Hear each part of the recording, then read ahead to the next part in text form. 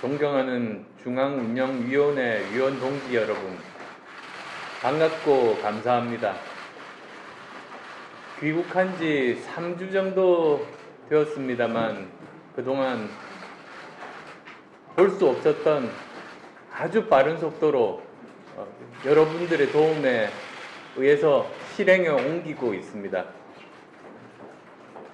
아마도 30% 이상의 무당층 그리고 중도층 유권자들이 우리를 바라보고 계시다고 생각합니다. 한 여론조사도 보면 12월 초에는 무당층이 20%대였다가 일반적으로 총선이 다가오면 무당층이 줄어드는 것이 정상적인데도 이번은 아주 특이하게 30%대로 더 증가하는 추세를 보이고 있습니다. 그것이 기득권 양당에 실망한 많은 유권자분들이 저희를 지켜보고 있는 그런 과정이 아닌가 생각합니다. 더 큰 사명감을 느끼고 있습니다. 지금 우리가 한 번도 경험해보지 못한 무능, 한 번도 경험해보지 못한 부패, 또 한 번도 경험해보지 못한 그러한 불공정 사회에서 살고 있습니다. 정말 다시는 경험해보고 싶지 않은 무능, 부패, 불공정입니다. 이런 것들을 바꾸자고 우리 국민당이 출범했습니다. 우리 국민당이 나가야 할 방향은 또 우리가 해야 할 일들은 세 가지 아니겠습니까? 먼저 지금의 사익 추구 정치를 국민 이익 실현 정치로 바꾸는 것이 우리가 해야 될 일입니다. 그리고 진영 정치를 실용 정치로 바꾸는 것 역시 우리에게 주어진 사명입니다. 그리고 국가주의 정치를 국민을 도와드리는 도우미 정치로 바꾸는 것, 이것이 세 가지 우리가 해야 할 가장 큰 일들이라고 생각합니다. 대한민국 정치의 판을 송두리째 바꾸는 그 세 가지 일이 우리의 사명입니다. 그것에 따라서 아주 구체적으로 한 분야 한 분야 지금 발표를 하고 있습니다. 여기 계신 위원장님들이 한 분야씩 맡으셔서 치열하게 토론하고 냉정하게 지금 현상을 진단해서 만들어주신 실행 계획들을 지금 발표를 하고 있습니다. 가장 먼저 발표를 했었던 것이 일하는 정치 분야였습니다. 정당 개혁, 즉 우리 국민당은 작지만 더 큰 정당, 공유정당, 그리고 혁신정당이 되겠다는 발표를 했었습니다. 그리고 또 어제는 정의로운 사법체계, 그리고 그를 위한 7개의 화살에 대해서 발표를 했습니다. 공수처 기소권을 폐지하고 검경 수사권을 조정하고 그리고 청와대 선거 개입 진상규명 청문회를 하겠다는 것이 주요 골자였습니다. 그리고 또 앞으로도 많은 발표가 예정되어 있습니다. 그것이 바로 우리 당이 하고자 하는 국민과의 약속 아니겠습니까? 가장 큰 도움이 됐던 것이 바로 지난 일요일에 지금까지 한 번도 없었던 형식의 창당 발기인 대회의 해커톤이었습니다.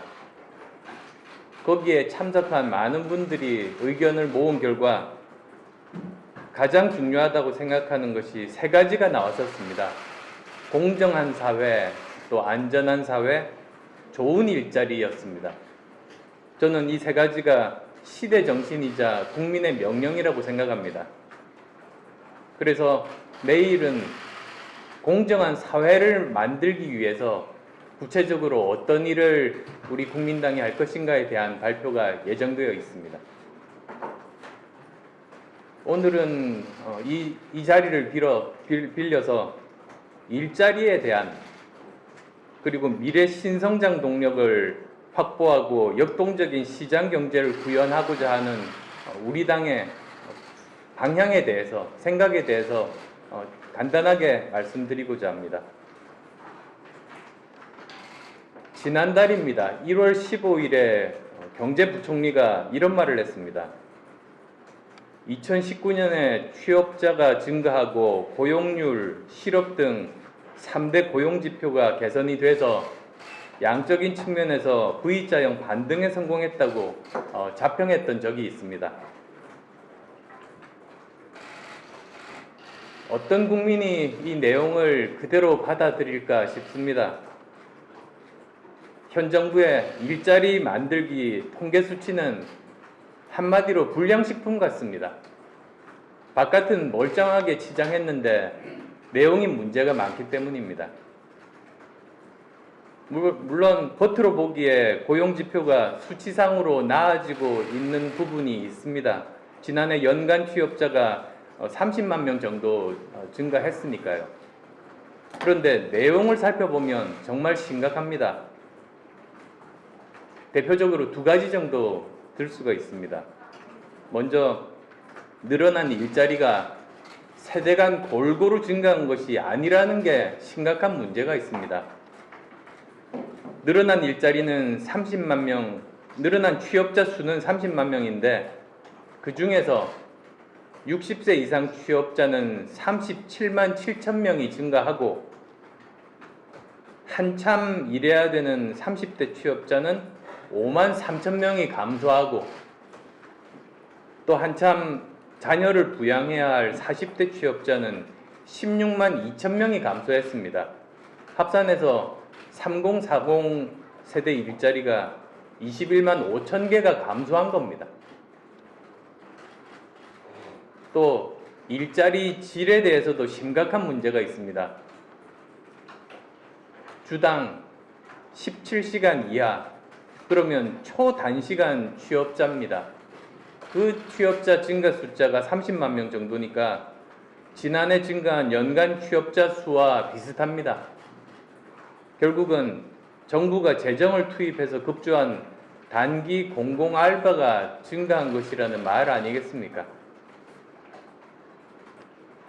더 심각한 문제가 대통령께서 일자리가 뚜렷한 회복세를 보이고 있다고 말씀하신 것입니다.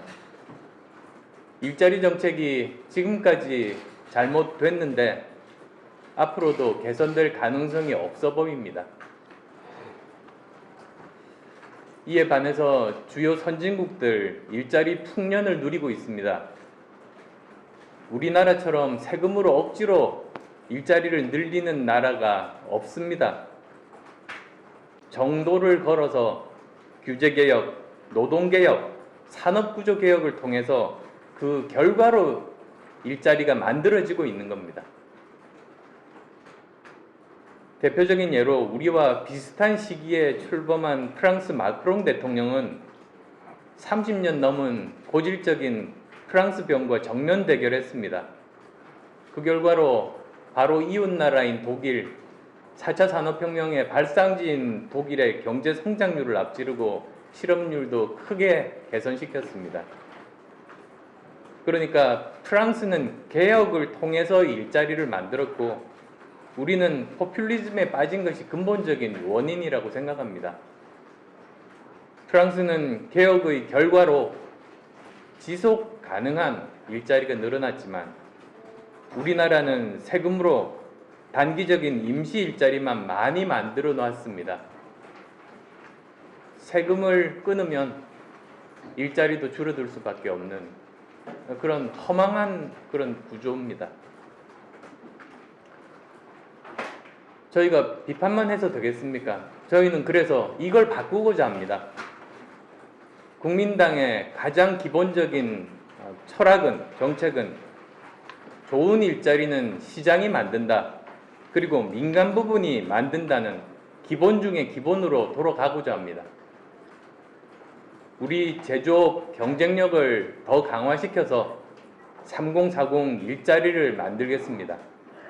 또 미래 먹거리 만들기로 미래 일자리 만들기에 최선을 다하겠습니다. 또한 중소벤처가 중견기업으로 성장하는 과정에서 좋은 일자리의 70% 정도가 만들어진다는 연구 결과가 있습니다. 따라서 이를 위해서는 규제개혁, 산업개혁, 혁신성장이 꼭 필요하다고 생각합니다. 현 정부가 지금부터라도 고장난 일자리 상황판 대신에 규제개혁 상황판으로 바꿔 달아야 우리 경제가 다시 살아날 수 있는 단초를 조금이라도 만들 수 있지 않을까 생각합니다. 국민 혈세를 밑빠진 독에 붓지 말고 좋은 일자리 만들기에 마중물로 쓰기를 간절하게 바랍니다. 고맙습니다.